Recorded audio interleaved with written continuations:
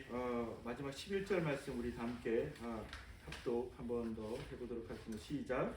그러나 우리는 그들이 우리와 동일하게 주 예수의 은혜로 구원받는 줄을 믿노라. 오늘 살아계신 하나님의 말씀입니다.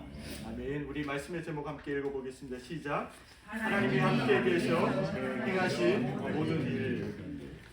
우리 오늘 10시 반에 중보기도 시간에 우리 함께 짧게 이제 나눴던 말씀인데, 우리 그 말씀 바로 오늘 말씀의 제목입니다. 하나님께서 함께 계셔 행하신 모든 일이라고 하는 제목으로 하나님 말씀 짧게 우리가 이 시간에 나누도록 하겠습니다. 우리 성경의 간증 평안하셨습니까? 네. 우리 오늘 이선혜 사모님도 오늘 또 함께 드리니 더 감사하고 기쁩니다. 우리 오늘 말씀을 또 이렇게 보면서 또 매주 말씀, 우리 사도행전 말씀을 매주 이제 우리가 한 절씩 이제 보고 있지 않습니까? 우리 지난주 말씀을 통해서 이제 결국 이제 바나바와 이제 바울이 이제 1차 전도 여행을 이제 하고, 이제 오늘 말씀으로 와서는 이제 다시 이제 수리아 안디옥 교회로 이제 돌아 이제 온 거죠. 온 이제 내용이 이제 오늘 쭉 이제 본문 말씀 15장 이제 말씀이 이제 기록되어 있는 말씀입니다. 이제 오늘 말씀의 제목을 여러분들이 유심히 이렇게 생각해 보면 잘 아시겠지만, 하나님께서 함께 계셔서 행하신 모든 일이라고 하는 것은 우리가 믿고 우리가 섬기는 그 하나님, 우리의 삶 가운데 행하신 그 하나님은 현장을 떠나서는 결코 말할 수 없는 하나님인 거죠.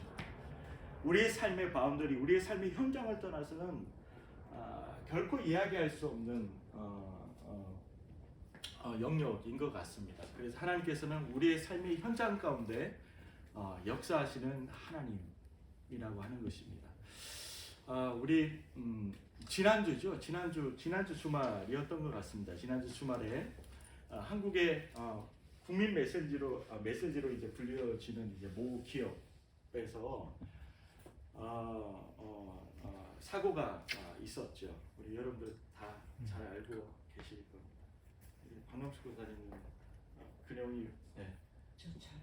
그러니까 우리 다들 아실 거예요. 권사님은 늘 이제 말씀 보고 기도하고 하기 때문에 애들하고 정신. 그래서 시간이 잘 없으세요. 그래서 지난주 주말에 한국에서 대표적인 이제 메신저 이제 기업이라고 불려지는 뭐 가장 이제 큰 기업이죠. 큰 기업에서 사고가 있었습니다. 그 데이터 센터에 이제 불이 나서 모든 서버가 이제 셧다운되는 그런 이제 일을 이제 겪게 된 거죠. 그로 인해서 그게 이제 별일 아닌 것처럼 다들 여겨졌어요. 정말 뭐 그냥 셧다운 됐으면 다시 이제 복구하고 다시 하면 회복 금방 될 것이다라고 생각을 다들 한 거죠. 네이버도 예전에 그런 일들이 있었기 때문에. 그런데 이번 사태는 예전 일과 차원이 다른 일이었습니다. 왜냐하면 전 국민이 그 메신저를 다 사용했기 때문에 그렇습니다.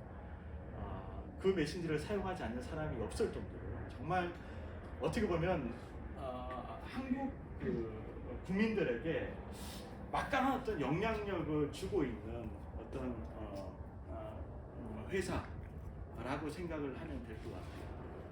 그러니까 일생활 곳곳에 그 기능이 발휘되지 않는 곳이 없었다라고 하는 거예요. 심지어 택시를 잡기 위해서 그 일이 필요하고, 그리고 금융, 돈을 송금하고 돈을 입금하고 이런 어떤 금융적인 일을 하기 위해서 또 또 기업이 필요한 거예요.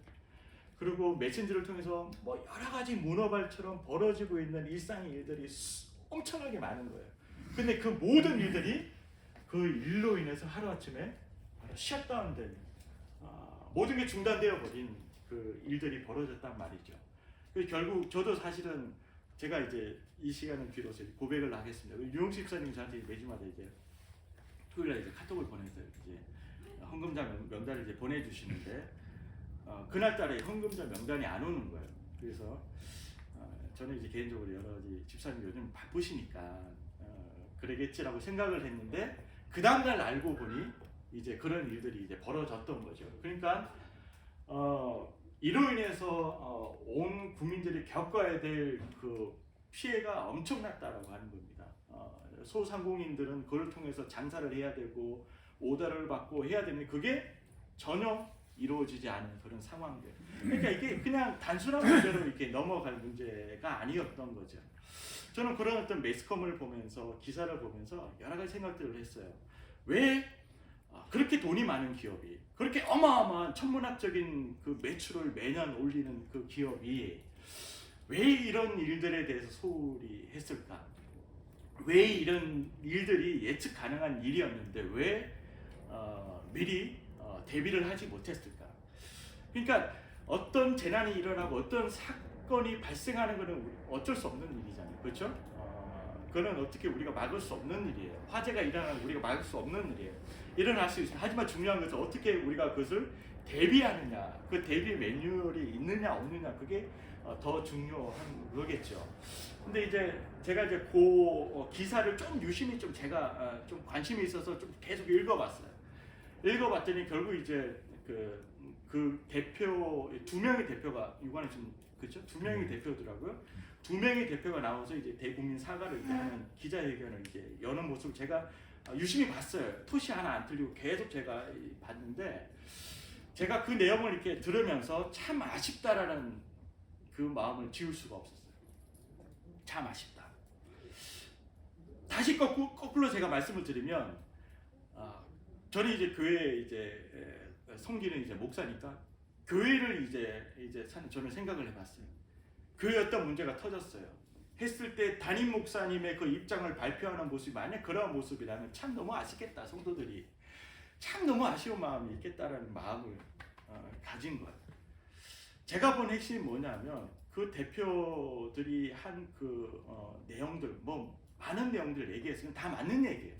맞는 얘기인데 정말 핵심을 잡고 있지 못한다는 그 생각을 제가 하게 됐어요. 뭐냐면 전혀 이 사람들은 현장에 대한 중요성을 전혀 모르고 있습니다. 저는 그 아쉬움을 지울 수가 없어요.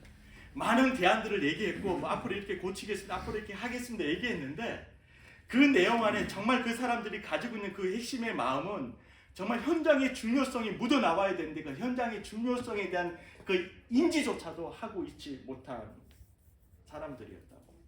그러니까 돈으로 뭐든지 앞으로 해결 계속해서 하겠다라고 하는 그런 입장들.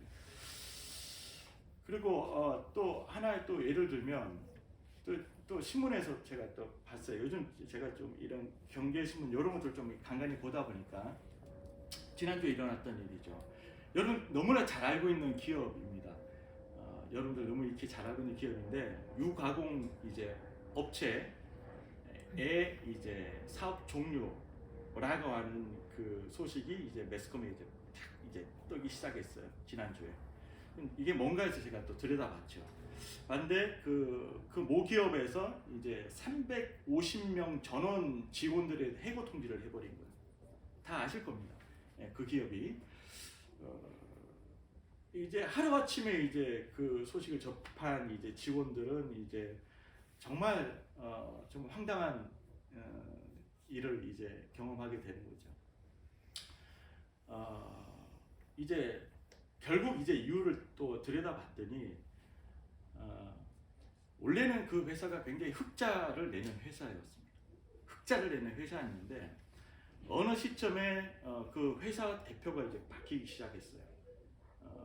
회사 대표가 바뀌기 시작했는데 그 회사 대표가 누구로 바뀌었냐면 바로 오노 경영 체제로 바뀌기 시작했어요.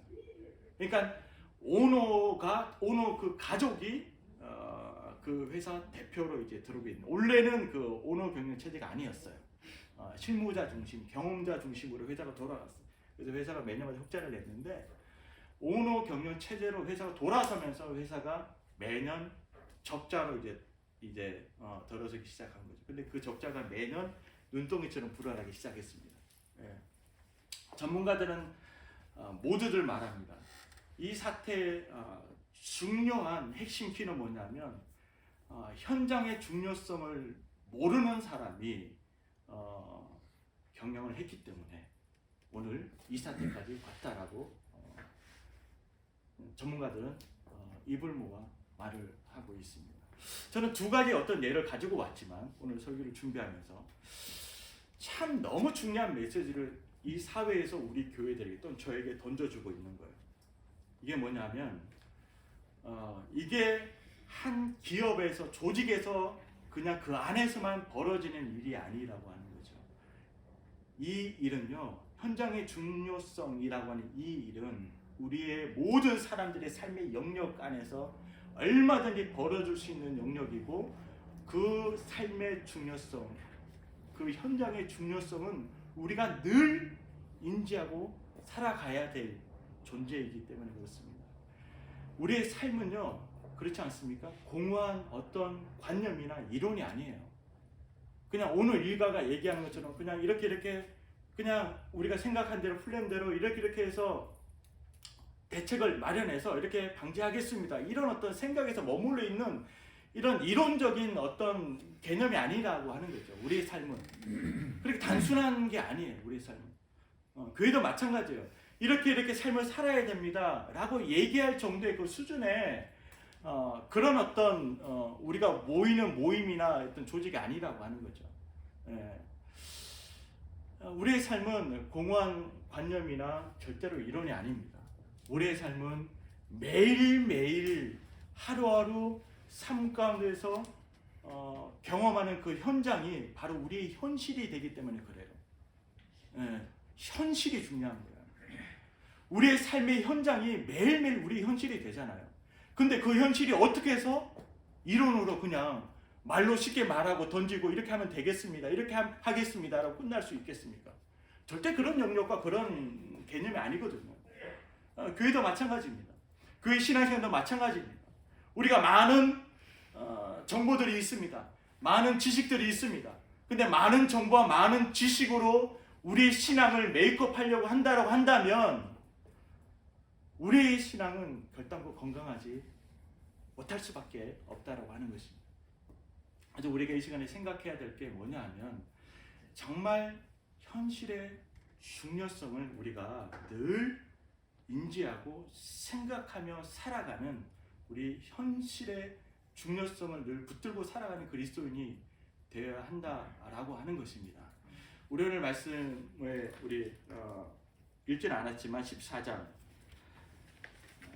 26절 보면 결국 이제 바나바와 또 바울이 이제 1차 전도 여행을 이제 13장에서부터 떠나지 않습니까? 구브로로 가서 비시디의 안디오, 그 다음에 이고니온, 그 다음에 루스드라, 그 다음에 더베로 이제 쭉 이제 전도 여행을 거쳐서 다시 이제 더베 또한 루스드라, 이고니온 다시 역으로 해서 이제 수리 안디옥으로 이제 도착을 한 거예요.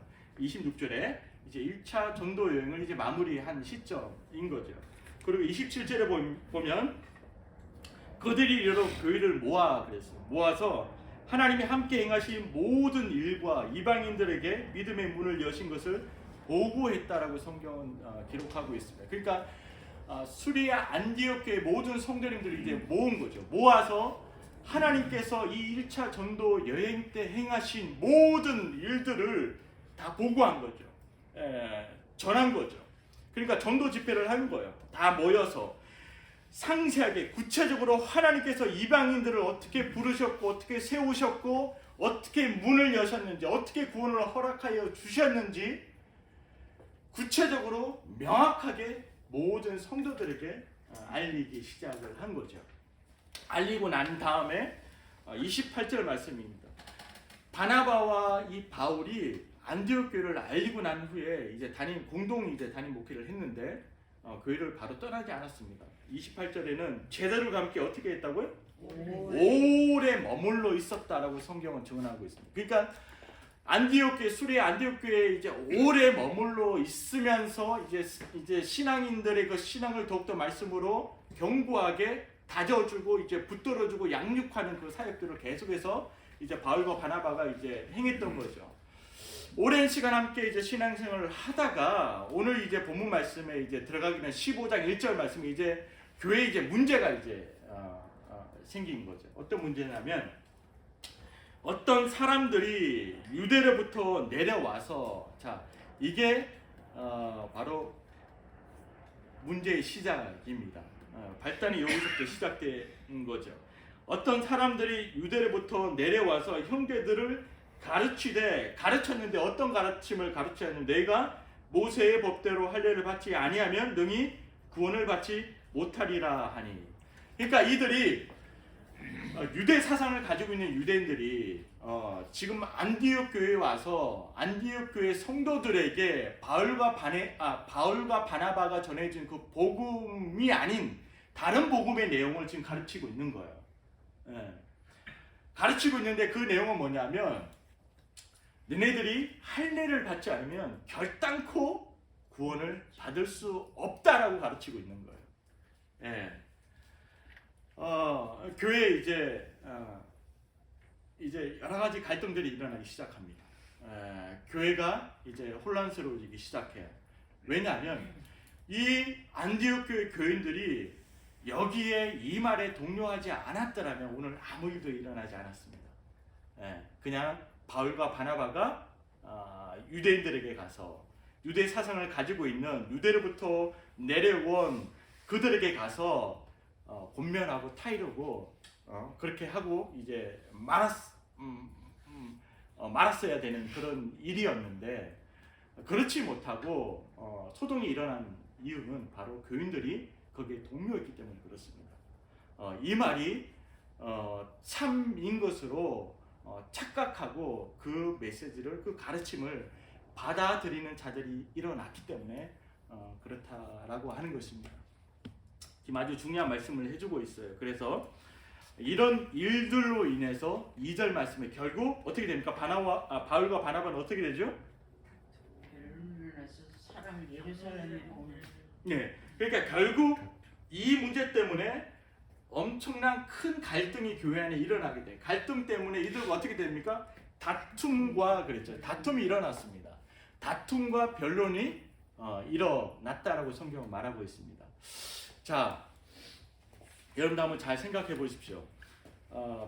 바울이 경험한 그 복음, 바울이 보고 들었던 그 복음, 그리고 그 복음의 내용을 바울이 1차 전도 여행 때 가는 곳곳마다 이방인들에게 전했다라고 하는 거죠. 그리고 이방인들은 그 복음을 받아들이고 오직 하나님의 은혜로 죄사함을 받고 하나님의 백성이 된다라고 하는 이 예수 그리스도의 이 십자가의 이 복음으로 말미암아 모든 이방인들이 구원을 받았습니다. 근데 오늘 이 유대 사상을 가지고 있는 이 유대인들이 전한 이 복음에 의하면 바울이 전했던 바나바가 전했던 그 모든 사역이 물거품으로 돌아갈 수도 있는 그 상황이 지금 처해 있는 거죠. 지금 안디옥 교회 안에 지금 벌어지는 일들은 그렇기 때문에 이 사태를 그냥 두고만 볼 수 없기 때문에 이제 공동 목회자인 바울과 바나바는 그들을 향해서 그것이 아니다라고 강하게 얘기를 하고 결국 다투기까지 하며 큰 변론으로 인해서 심한 갈등을 겪게 되었다라고 하는 거죠. 저는 여기서 볼 때 이거 당연한 결과입니다. 다툴 수밖에 없고 변론을 할 수밖에 없는 입장입니다. 왜냐하면 이 바울은 바로 아까 제가 말씀을 드렸죠. 현장이 되게 중요하다. 현장이 무엇보다 우리 그리스도인들이 중요하다. 현장의 사람이 되어야 된다. 현장의 그리스도인이 되어야 된다고 말씀을 드렸습니다. 이 바울과 바나바는 바로 현장의 사람이었기 때문에 그렇습니다. 그냥 머리로만 알고 있는, 그냥 들었던, 그냥 지식으로만, 이론으로만 알고 있는 그런 그리스도인들이 아니었어요. 복음을 보고 듣고 몸소 경험했던 자들이었기 때문에 이 말에 대해서, 이 메시지에 대해서 그냥 있을 수 없었던 거죠. 그래서 이들이 강하게 얘기하고 다투기까지 하고 변론하게 된 겁니다. 바로 현장의 사람이었기 때문에. 그렇다면 유대 사상을 가지고 있는 유대인이었다가 개종해서 그리스도인이 됐지만 여지없이 아직까지 유대 사상을 가지고 살아가고 있는 그 신앙인들은 어떤 자? 아직까지 유대 사상의 이론에 젖어 있는 이론자일 뿐이라고 하는 사실입니다. 여전히 아직까지 이들이 그냥 유대 사상을 가지고 있는 이론자일 뿐이지 정말 현장의 중요성을 깨달아서 정말 현장에서 정말 하나님의 그 사랑, 예수 그리스도 십자가의 그 사랑을 전하려고 했던 사람들이 아니었다라고 하는 것이죠. 이게 중요한 오늘 말씀의 키포인트입니다. 예. 우리가 신앙생활을 하지만 우리가 많은 것들을 알고 있지만 그 아는 것이 우리의 삶으로 경험되지 아니하면 우리의 삶의 현장에서 그것이 우리가 정말 몸소 깨달아지지 아니하면 오히려 내가 알고 있는 그 알미 정말 멀쩡한 사람을 죽일 수도 있다라고 하는 겁니다. 내가 알고 있는 그 지식이 정말 하나님의 이름으로 그 어떤 사람을 바른 길로 인도하지 못하고 생명을 구하지 못하고 그 사람을 죽일 수도 있다라고 하는 거예요. 이 거짓 이론, 거짓 선지자들의 이 말로 인해서 이 안디옥 교회 성도들이 굉장한 혼란을 겪었습니다. 도저히 이제 안디옥 교회가 이제 이래서는 안 되겠다라고 판단해서 결국 바나바와 바울을 이제 예루살렘 교회로 이제 보내기 시작해요. 왜냐하면 모 교회인 이제 예루살렘 교회에 이제 보내서 그 예루살렘 교회에서 이제 판단을 받기로 이제 결정을 합니다. 그래서 바울과 바나바를 그리고 몇몇 형제들을 이제 예루살렘 교회로 이제 보내게 되는 거죠. 그게 오늘 본문 말씀에 이제 2절 하반절에 나오는 말씀입니다.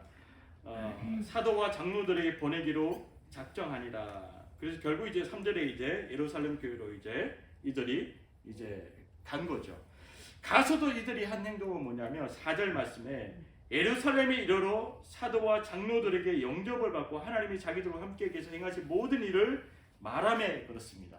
그러니까 하나님께서 여전히 현장 가운데서 행하신 그 일들을 이들은 어김없이 예루살렘 교회 사도들과 거기 있는 모든 무리들에게 말을 했다라고 하는 거죠. 말을 하는데 그 예루살렘 교회들이 여지없이 그 유대 사상을 아직까지 믿고 있는 교인들이 그 무리 중에 있었다라고 하는 거죠. 그게 바로 5절 말씀이죠. 5절 말씀 어떻게 말씀하고 있습니까? 우리 함께 읽어보겠습니다. 시작. 바리새파 중에 어떤 믿는 사람들이 있느냐.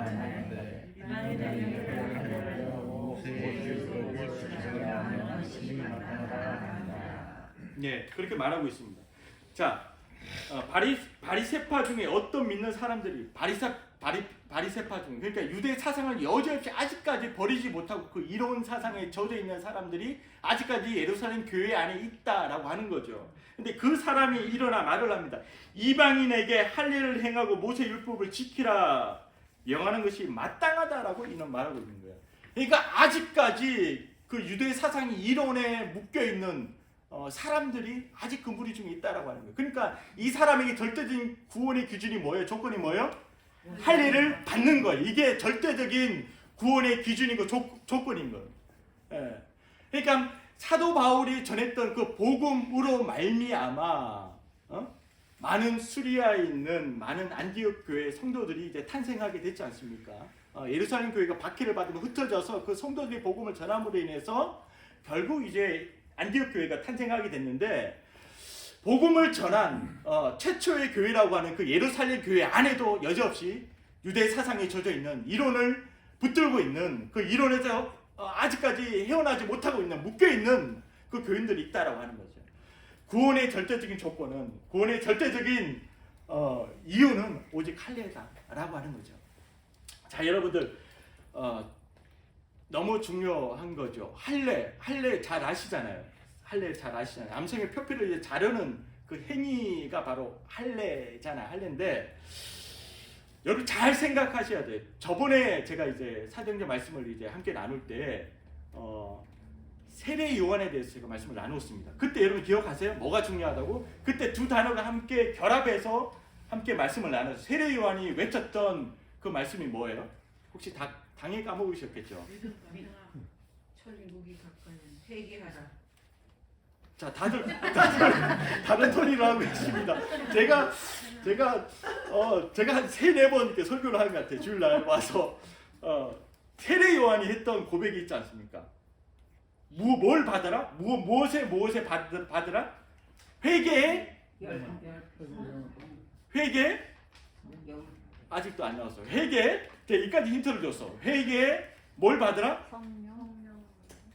땡. 회개. 자, 우리 말씀을 한번 볼까요? 봐야 돼 이거는. 자 24절, 자 13장. 자 이거 우리 지지난주 했던 말씀인데. 아멘. 예. 자 13장 24절 말씀. 자 세례 요한이 한 말씀 선포예요. 자 24절 읽습니다. 시작. 자 13장 24절 시작 읽습니다. 시작. 그가 오시기에 앞서 요한이 먼저 회개의 세례를 이스라엘 모든 백성에게 전파하라. 아멘. 자 너무 중요한 개념을 그래서 제가 중요하다고 말씀드렸잖아요. 잘 까먹는 거는 괜찮은데 한 번씩 그래도 떠올라야 돼. 그래서 세례 요한이 외쳤다라고 하는 거예요. 이스라엘 모든 백성들에게 뭐가 중요하다고요? 첫 번째 뭐가 중요해? 회개. 그렇죠. 사모님 고맙습니다. 이게 핵심이에요. 회개의 세례라고 분명히 세례 요한은 선포했거든요. 회개의 세례가 중요해. 세례가 중요한 게 아니라 뭐가 중요해? 회개가 중요해. 이게 핵심이에요. 그래서 회개를 받은 표징으로 뭘 받는다고요? 세례를 받는 거예요. 근데 율법 학자들은 율법에 매이는 율법 사상가들은 바로 회개보다 뭐가 중요해요? 세례가 중요한 거예요. 그럼 다시 오늘 본문 말씀 돌아와서 자 그러면 이들에게 중요한 게 뭐예요? 할례죠. 왜? 할례가 본인의 의이기 때문에 그래요. 의. 행함이기 때문에 그래요. 왜? 내가 하나님의 선민으로 받은 사람인데 뭔가 좀 남들과 좀 차별화가 되어야 되지 않겠습니까? 달라야 되지 않겠습니까? 모든 사람들이 하나님의 은혜로 구원받는다, 믿음으로 구원받는다. 이거는 차별성이 없잖아요. 그렇죠? 유대인들이 볼 때는 너무 억울하거든요. 그러니까 뭔가 본인의 뭔가 이렇게 이 사람이 할 수 없는 뭔가 특출난 게 있어야 되거든요. 그게 결국 이제 행위로 이제 나오는 끊임없이 행위를 만드는 거예요. 그래서 율법을 계속 가지고 그 율법을 통해서 이들은 계속해서 얘기를 하는 거죠. 결국 할례, 모세가 명한 율법 그 할례를 받아야지만 구원을 얻을 수 있다라고 그 할례가 구원의 조건이라고 이제 믿고 그렇게 가르치고 그렇게 행동하고 그렇게 삶을 살아가는 거죠. 너무 사실 착각에 빠져 있는 거죠. 너무 자기 교만에 빠져 있는 거죠. 이 사실을 안 바울과 바나바가 가슴을 치며 침을 튀기며 열변을 토하고 있지 않습니까? 하나님의 구원이 그것이 아니다라고 하는 거죠. 그래서 본인들이 경험한 현장에서 경험한 하나님의 구원이 이것이다라고 하는 거죠. 보고 듣고 몸소 체험한 하나님의 구원은 그것이 아니다. 할례가 절대로 구원의 기준이 될 수 없다, 조건이 될 수 없다라고 하는 거죠. 여지없이 유대 사상이 이론에 매여 있는 그 사람들을 향해서 지금 바울과 바나바가 말을 하고 있는 겁니다. 아직도 교회 내 신앙생활을 하면서 아직도 이론에 묶여있는 어떤 교회 관습에 묶여있는 전통에 묶여있는 신앙인들이 너무 많아요. 그 담장을 넘어가지 못하는 그리스도인들이 너무 많아요. 그게 정말 진리인 것처럼, 그게 정말 구원인 것처럼 착각하고 있는 그리스도인들이 너무 많다라고 합니다. 그리고 그것을 다른 사람에게 가르치고 다른 사람에게 그것이 옳다라고 이야기하는 사람들이 우리 주변에 종종 있다라고 하는 것입니다. 아픈 현실이 아닐 수 없습니다. 복음은 그런 게 아니에요. 복음은 그런 게 아니에요. 그래서 오늘 본문 말씀과 연계해서 로마서 우리 4장 말씀을 보면 바울이 어떻게 고백합니까? 4장 말씀에 돌아가면 4장 로마서 3장입니다. 3장에 보면 3장 28절 29절 30절 제가 읽어드릴게요. 로마서 그러므로 사람이 의롭다 하심을 얻은 것은 율법의 행위에 있지 않고 믿음으로 되는 줄 우리가 인정하노라. 그렇게 사도 바울이 고백했어요. 분명히 29절 하나님은 다만 유대인의 하나님이시냐 또한 이방인의 하나님은 아니시냐 진실로 이방인의 하나님도 되시니라. 30절 할례자도 믿음으로 말미암아 또한 무할례자도 믿음으로 말미암아 의롭다 하실 하나님은 한 분이십니다. 자, 오늘 핵심이 뭡니까? 바로 믿음이잖아요. 믿음. 할례가 중요한 게 아니라 그 하나님을 믿는 믿음, 하나님께서 말씀하신 그 메시아, 그 그리스도를 믿는 그 믿음이 중요한 거예요. 그래서 구약에서 창세기 15장 말씀에 말씀하고 있잖아요. 아브라함이 하나님을 믿음에 하나님이 아브라함을 의로 여기셨다라고 분명히 말씀하고 있대. 아브라함이 행한 그 행위 때문에 하나님께 그를 의로 여기시기 절대 아닙니다. 구약 시대에도 동일합니다. 하나님을 믿는 그 믿음 때문에 하나님께서 예언하시고 하나님께 말씀하신 그 메시아의 사상을 붙들었기 때문에 그 붙드는 믿음 때문에 하나님께서 그 백성들을 의로 여기셨다라고 하는 것입니다. 오직 하나님을 믿음으로 그리스도를 믿음으로 우리가 구원을 얻는 것이지 할례를 행함으로 구원이 주어지고 구원받는 백성이다라고 하는 것은 정말 말도 안 되는 말이고 성경에서 전혀 그렇게 말하고 있지 않는 내용이다라고 하는 것입니다. 이 부분에 대해서 바울과 바나바는 예루살렘 공의회, 첫 번째 이제 예루살렘 공의회가 이것 때문에 이제 열렸지 않습니까? 바로 의제가 이거거든요. 이방인들의 할례 여부에 따라서 구원이 결정되느냐 아니냐를 이 문제를 놓고 이제 다 모인 거예요. 예루살렘 사도들과 사람들이 모였, 지도자들이 모인 거예요. 그래서 이제 판결을 하려고 모인 거예요. 그래서 바울과 바나바가 강력하게 얘기하는 거예요. 그 복음은 그게 아니다. 이방인들의 그 구원은 율법의 할례에 달려있지 않다라고 하는 거죠. 그러면서 하나님께서 내 삶 가운데 현장 가운데 행하신 글들에서 끊임없이 말하고 있는 거예요. 그러면서 그 예루살렘 교회 지도자 바로 베드로가 일어나서 오늘 본문 말씀이 일어나서 바로 바울과 바나바의 그들의 그 메시지에 적극적으로 동의하기 시작합니다. 그러면서 베드로가 이제 말하고 있지 않습니까? 베드로가 오늘 본문 말씀 들어가면 베드로가 이제 말을 합니다. 이제 7절 말하죠. 베드로가 이제 입을 열어서 이제 말을 하긴. 베드로들이 보고 듣고 경험한 것을 말하는 거예요. 복음이 이런 것이다. 9절 말씀은 어떻게 해? 바로 뭘로요? 믿음으로 그랬어요. 믿음으로 그들이나 우리나 차별하지 아니하셨느니라 그렇게 말씀. 믿음으로. 그리고 11절 말씀에 그러나 우리는 그들이 우리와 동일하게 주 예수의 은혜로 뭘 받는다? 구원을 받는 줄을 믿노라 그랬습니다. 베드로도 적극적으로 그 하나님의 그 복음에 대해서 예루살렘 공회에 이제 변론을 하는 거예요. 이제 말을 하는 거죠. 하나님의 구원은 율법에 달려있지 않다. 율법에 할례에 있지 않다라고 하는 것입니다.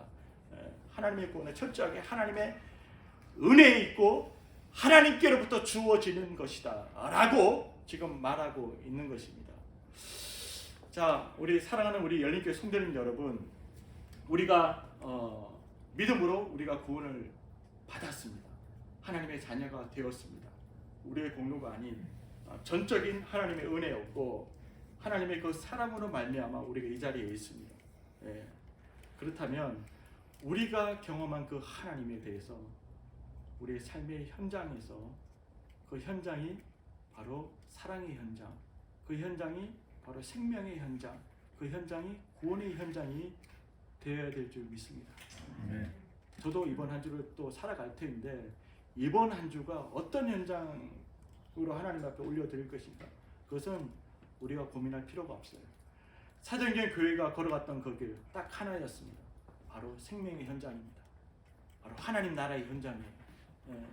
그 일을 위해서 모든 교인들이 함께 예배하며 기도하며 서로 물건을 통용하며 서로 구제하며 모든 일들을 행했던 거죠.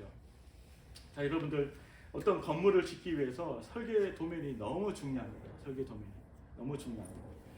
그 설계 도면이 이제 완성이 되면 그 다음에 현장에 가서 이제 그 도면대로 건물을 이제 올리는 거죠. 그래서 실체를 위해서 그 도면은 이제 존재하는 겁니다. 근데 우리의 신앙도 마찬가지입니다. 우리가 아무리 많은 것을 알고 있고 아무리 많은 지식이 있다 할지라도 그 알고 있는 게 우리의 현장에, 우리의 삶의 현장에서 그것이 바로 실체로 나타나지 않으면 그 알고 있는 게 크게 의미가 없다라고 하는 것입니다. 네. 아무리 좋은 설계 도면이 있다 할지라도 그것을 가지고 건물을 짓지 않으면 그 설계 도면은 아무 의미 없는 거예요. 그것이 100억짜리라고 할지라도 실행이 되지 않으면, 실체의 그 도면이 반영되지 않으면 아무 의미 없는 겁니다. 네.